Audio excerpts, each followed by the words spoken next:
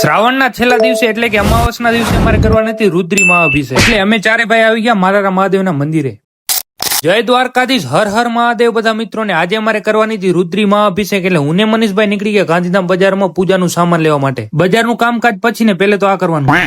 હું ને મનીષભાઈ પૂજાનું ટોટલ સામાન લઈને આવી ગયા ઘરે. 3:30 વાગે જવાનું હતું રુદ્રીમાં. ટાઈમિંગ ચેન્જ થઈને 10:30 નું થઈ ગયું. રુદ્રીમાં બેસવાનું હતું એટલે લક્ષ્મણભાઈ પણ આવી ગયા ઘરે. 10:30 થવામાં હજી વાર હતી ને આપણે આપણો ઘોડો ચાલુ કરીને નીકળી ગયા માલારા મહાદેવના મંદિર તરફ. 10:30 થઈ ગયા તોય આ ભાઈ હજી હુતા નથી. બોલો 10:30 નું ટાઈમિંગ થતું હતું ને અમે ફૂલ ફેમિલી સાથે પહોંચી આવ્યા માલારા મહાદેવના મંદિરે. પેલે આપણે માલારા દાદાના દર્શન કરી લીધા. અમાવસ હોવાના કારણે મંદિરની સજાવટ તો ગજબ કર્યો.